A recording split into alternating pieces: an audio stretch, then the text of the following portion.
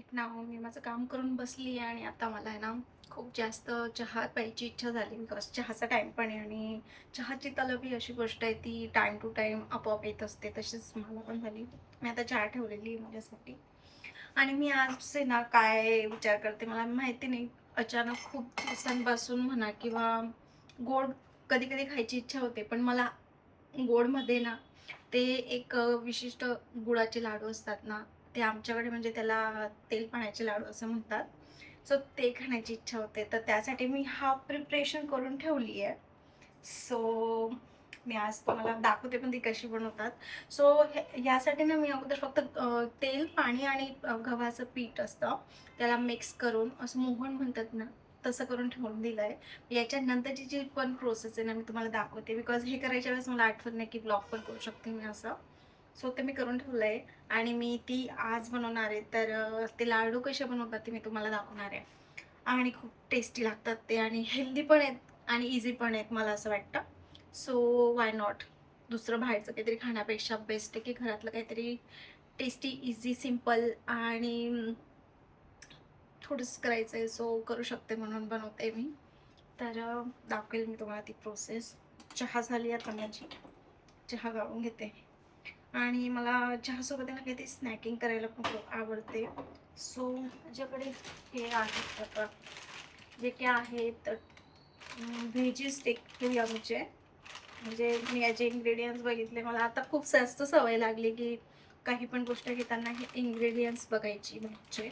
So जर मला त्या विशिष्ट 2-3 गोष्टी दिसल्यात कुठल्या पण प्रोडक्टवर, तर मी अवॉइड करते ते घेणं. जसं तुम्हाला माहितीच असेल आता नावडेज काय चालू आहे ते काय म्हणतात त्याला, पाम ऑइल, हायड्रोजनेटेड बटर वगैरे जे काही असतं ते, त्या गोष्टी मी बघत असते.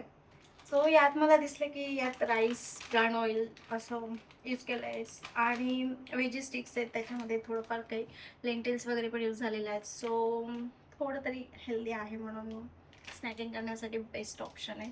अदरवाईज बेस्टेस्ट ऑप्शन्स पण आहेत, पण कधी कधी मिळत नाही आणि हातात जे मिळालं ते घेतलं जातं, मग खायला नो चॉईस.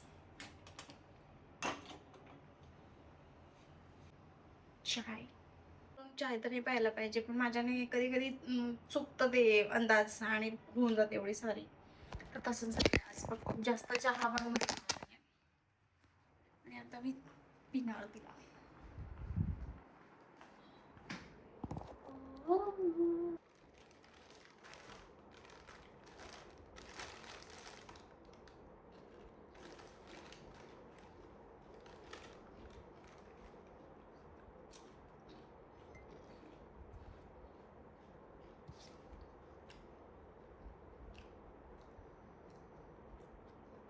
योगेशने कोणतं इंस्टाग्रामला स्टोर बघितलं होतं, माहिती नाही हे आहे ते.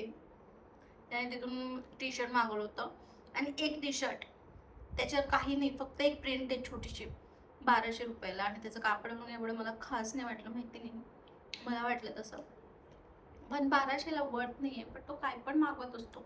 आणि मग मी त्याला तर सांगून दिलं होतं की मला विचारल्याशिवाय घ्यायचंच नाही असं.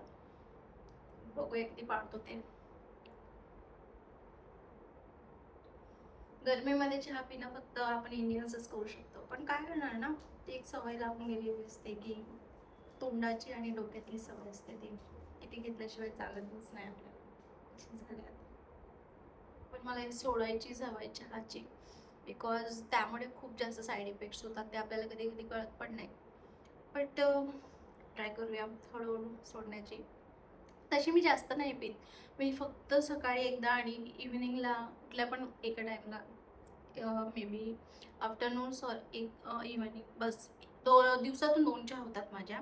आणि एवढी तर कधीच नाही घेत मी, चुकतं माझा अंदाज तेव्हा जेवढी होते, बाकी थोडी थोडीच घेते.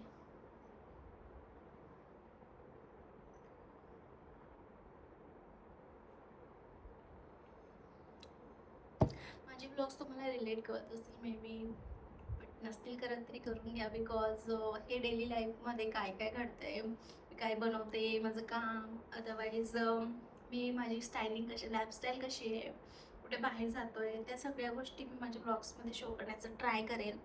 आय डोंट नो ते फिक्स राहतं की नाही, because changes may happen in every one's life.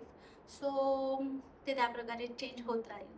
So मी पण ट्राय करत राहील काहीतरी वेगळं करूया, कुठे काही स्पेशली जातोय आम्ही. आणि मला एक सर्वात भयंकर गोष्ट माझी अशी आहे म्हणजे विसर पडण्याची, की मी आता व्लॉगिंगचं ठरवलं आहे. तर मग मी कुठे स्पेशल ठिकाणी जात असतो ना तेव्हा मी व्लॉगिंग करत नाही, मला आठवण नाही. किंवा मला ते एक पब्लिक एक राहतं ना की अँझायटी म्हणू शकतो, अँझायटी होते मला की मी जर मोबाईल काढला तर लोक माझ्याकडे बघतील आणि मी हे काय करते, मला येऊन विचारतील तर मी त्यांना काय आन्सर करणार. ते गोष्ट ती लोक आपल्याला काही मॅटर पण नाही करत, तरी पण ह्या गोष्टी घडत असतात. मे बी ते आहे आपल्यामध्ये एक डर बसलेला आहे की लहानपणापासून असं काय केलं की आपोआप समाजाचा डर. बट सिरियसली मला काही फरक पडत नाही. बट विशिष्ट वेळावर ते ऑटोमॅटिकली येऊन जातं आणि त्या गोष्टींचा विसर पडत असतो आपल्याला. तसंच होतं माझ्यासोबत. पण मी ट्राय करणार आहे आता की कन्सिस्टंट राहूया. जे मी लाडूचं तयार करून ठेवलेलं आहे ना प्रिपरेशन, त्याला थोडासा रेस्ट द्यावा लागतो आणि त्यानंतर प्रोसेस होते चालू. म्हटलं आता बनवूया मस्त लाडू. पण बघितलं तर खसखस नाही आहे माझ्याकडे आणि खसखस is important ingredient in this laddoos. तर मला आता बाहेर जावं लागतं आहे. मे बी मी ऑनलाईन नाही मागू शकत ते, कारण की तुझी गोष्टीसाठी ते घेतील अजून 40-50 रुपये delivery charges. I don't want that money to be waste. तर मी आता बाहेर जाते, खसखस घेऊन येते आणि चालू करते लाडू बनवायला. सो मला काही नाही, असं जायचं आहे. सो पटकन जाते मी, कारण की अजून रात्र पण झालेली नाही आहे, अजून थोडंसं उजेड पण आहे. सो बेटर आहे की आत्ताच गेलेलं. पटकन माझी पर्स घेते आणि मी चावी विसरायला नको, मेन गोष्ट म्हणजे अशी माझी. अदरवाईज चावी विसरली तर देन एव्हरीथिंग इज सापडत नाही. पण किती पसारा झाला आहे माझा. मी आता चावी शोधते बघ पहिले आणि मग बघते काय करायचं ते.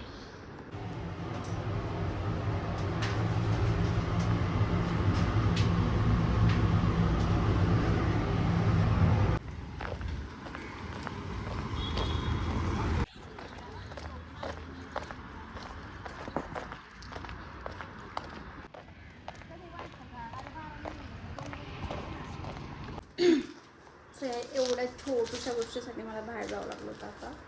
तर मी घेऊन आली आहे आणि आता मी ना उद्या जेवण करून घेते. मी जेवण पण पटकन बनवून टाकलं आणि मी भाजी तर योगेशसाठी बनवली आहे. मी माझ्यासाठी हे दुपारची माझी उरलेली बिर्याणी तीच खाणार आहे, बिकॉज ती पण उरली होती आणि वेस्ट जाण्यापेक्षा ती खाल्लेली बेटर. आणि भूक राहिलीच तर थोडीशी भाजी पण खाणार आणि मग माझे मस्त फेवरेट लाडू बनवणार मी. सो त्यासाठी मी एक्सायटेड आहे, बिकॉज मी फर्स्ट टाईम पण बनवणार आहे. सो बघूयात, माहिती नाही कशी बनतील, बट ट्राय तर करायला लागेल ना, कारण की असे लाडू तर विकत पण नाही भेटणार, हे आपल्याला घरीच बनवावे लागतील.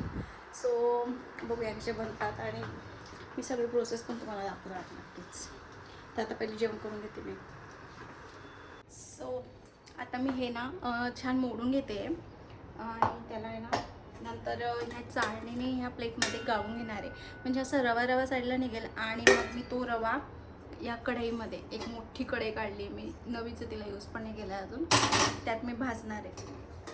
तर मोडून घेते पूर्ण, असं पूर्ण काढायचं आहे. चांगला जोर लावावा लागेल थोडा, पण एवढं काय हार्ड नाही म्हणून मी पण करते, अदरवाईज मी पण नसतं केलं. की लाडू म्हटलं म्हणजे खूप मोठी प्रोसेस नाही याला, म्हणून मी बनवते. मी हे आता चाळणी करते आणि बघूया किती रवा निघतो. नाही झालं असं तर मग ना ह्याला आहे ना मिक्सीमधून पण काढून करू शकतो आपण.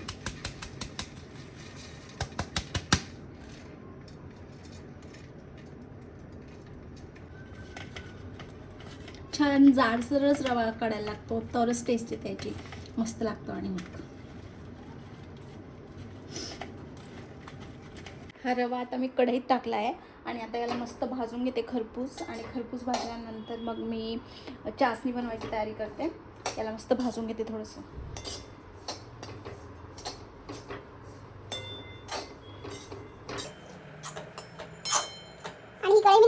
गुळाची चासणी करायला पण ठेवून दिली आहे आणि खूप जास्त पक्की चासणी नाही करायची आहे, थोडी कच्चीच राहते यासाठी, ह्या लाडूंसाठी. सो थोडंसं पाणी तुम्हाला जास्त दिसत असेल याच्यात. सो आता हिला मी तयार करून घेते आणि तोपर्यंत मग आपलं हे भाजणं चालूच आहे.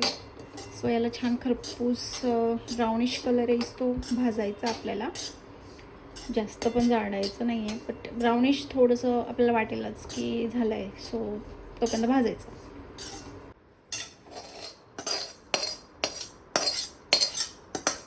जस्ट इग्नोर माय मेसी किचन राईट नाव. आणि आता हा पाक पण रेडी झाला आहे. थोडंसं जाडसर लागलं ना हाताला, सो समजायचंच रेडी झालं आहे. एकदम पक्का नाही करायचं आपल्याला, थोडंसं कच्चंच राहू द्यायचं आहे. आता मी याला मिक्स करणार आहे आणि त्यात हे पॉपी सीड्स, हे विलायची पावडर आणि खोबरे हे पण टाकणार आहे.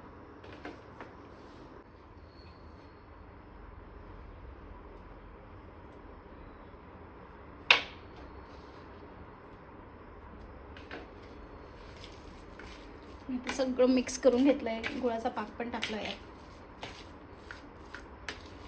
थोडंसं गाळ झालं की मग मी याचे लाडू बघते म्हणून की होत आहेत की नाही.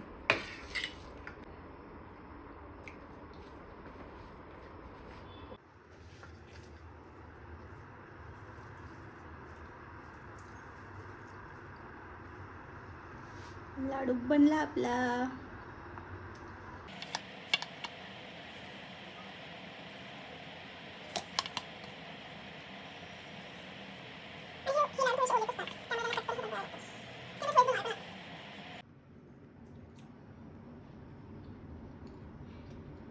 खूप दिवसानंतर खाते आणि खूप भारी बनले आहेत.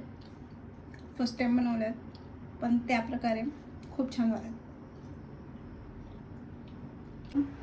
तुम्हाला माझा ब्लॉग कसा वाटला, माझ्या लाडूंची रेसिपी कशी वाटली, प्लीज मला नक्की सांगा. आणि माझ्या चॅनलला लाईक करा, शेअर करा, सबस्क्राईब करा आणि हाईप पण करा. सो नवीन नवीन गोष्टी, नवीन नवीन ब्लॉग्स, एव्हरीथिंग जे पॉसिबल असेल ते ब्लॉग करण्यासाठी मी ते करण्याचा ट्राय करेल. So thank you so much. Bye and good night.